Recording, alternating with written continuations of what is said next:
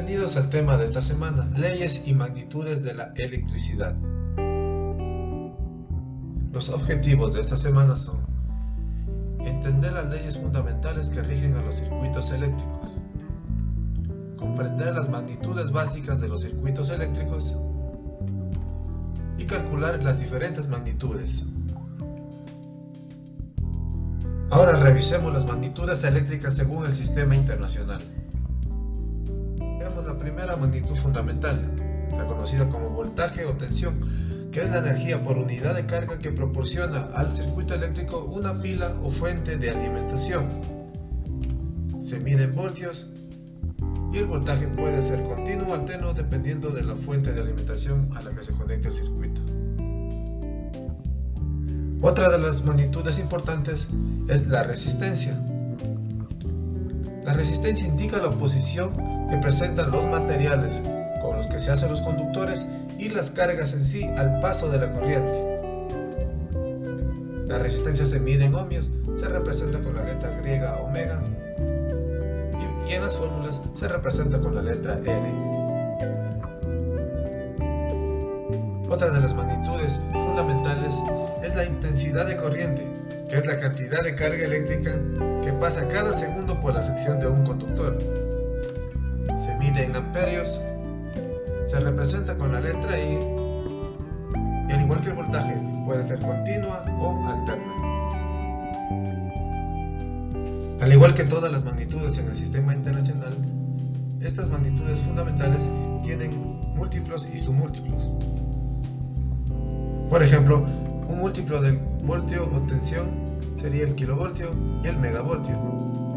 Y a su vez también tenemos los submúltiplos como es el milivoltio y el microvoltio. En corriente, dado que esta unidad es bastante grande, solo tenemos o casi solo se usan submúltiplos, como son los miliamperios, microamperios, nanoamperios y picoamperios, con su respectiva notación científica o equivalencia.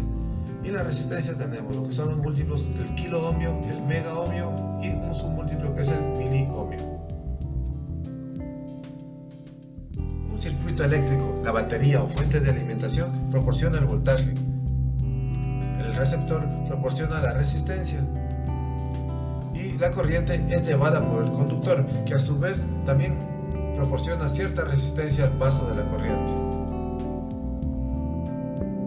Ahora revisemos la primera ley, la denominada ley de Ohm. Esta ley establece lo siguiente, que la intensidad de corriente que atraviesa un circuito es directamente proporcional al voltaje e inversamente proporcional a la resistencia que presenta este circuito. En fórmula sería lo siguiente, que la intensidad es igual al voltaje sobre la resistencia. Es decir, que a mayor voltaje, mayor corriente, y a mayor resistencia, menor corriente. Observamos en el gráfico ilustrativo cómo la resistencia se opone al paso de la corriente, mientras el voltaje trata de empujarla. En la ecuación anterior podemos derivar las otras magnitudes, tal es el caso del voltaje, que sería igual a la resistencia por la intensidad. No olviden las unidades, tenemos que la resistencia es en ohmios y la intensidad en amperios. También podemos obtener la resistencia, que va a ser igual al voltaje sobre la intensidad. Haciendo una analogía con la hidráulica, el voltaje sería igual a la altura del agua de un tanque de agua.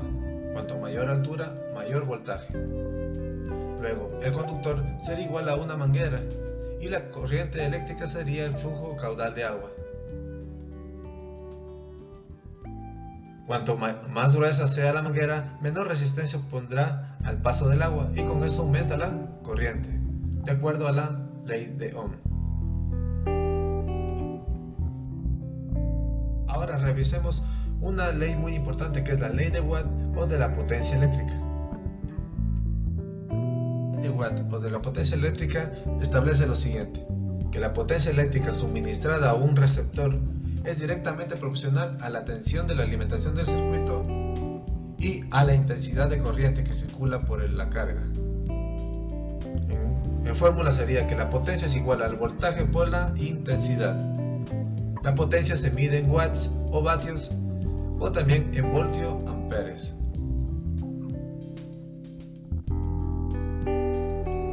Otras unidades que nos permiten medir la potencia eléctrica, en este caso especialmente de los motores, tenemos el conocido HP o caballo de potencia, que es igual o tiene una equivalencia a 746 watts, y el caballo de vapor, que tiene una equivalencia de 736 watts. En la siguiente figura podemos observar todas las relaciones existentes entre las cuatro magnitudes que hemos visto. Por ejemplo, para calcular la potencia podemos usar las siguientes fórmulas. Sería potencia sería igual a voltaje por intensidad, resistencia por intensidad al cuadrado, voltaje al cuadrado sobre resistencia.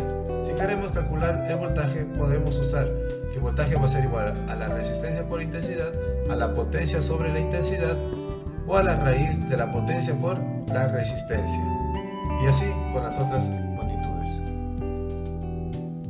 Ahora revisemos otra magnitud asociada a las anteriores, que es la energía eléctrica, que es la que se mide en el consumo de cada hogar. La energía eléctrica se determina como la potencia consumida durante cierto tiempo. En fórmula sería que la energía eléctrica es igual a la potencia por el tiempo.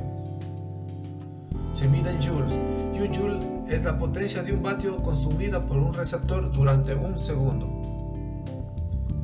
Otra medida es el kilovatio hora, que es usado por las empresas de distribución para realizar la facturación del consumo eléctrico en las viviendas. Un kilovatio hora equivale a 3.6 por 10 a la sexta joules.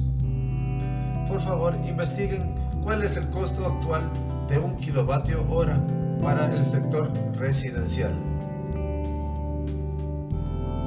Ahora revisemos las leyes de Kirchhoff. Estas son dos leyes. Tenemos la ley de nodos y la ley de mallas. La ley de las corrientes o nodos de Kirchhoff nos establece lo siguiente.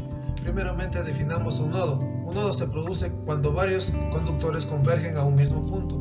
Puede suceder en el caso de la derivación de un cable o empalmes de cables de conductores. Y aquí la corriente se divide. ¿Qué nos dice esta ley? Que la suma de las corrientes que llegan es igual a la suma de las corrientes que salen. En el ejemplo, tenemos que I1 llega, I2 e I3 salen del nodo, por lo que I1 va a ser igual a I2 más I3. Las corrientes que llegan es igual a la suma de las corrientes que salen. La otra ley de Kirchhoff, la conocida como ley de los voltajes o malla, establece que en un circuito con voltaje de entrada o voltaje total de alimentación, al circular una corriente en los bordes de los receptores, siempre va a haber un voltaje asociado a este receptor. Ahora determinemos qué es una malla. Una malla o lazo es cualquier trayectoria cerrada en un circuito, como es el caso del circuito de ejemplo. Entonces, ¿qué establece esta ley? Que la suma de los voltajes en una malla es igual al voltaje de alimentación. En fórmula sería que el voltaje total va a ser igual al voltaje 1 más el voltaje 2 más el voltaje 3.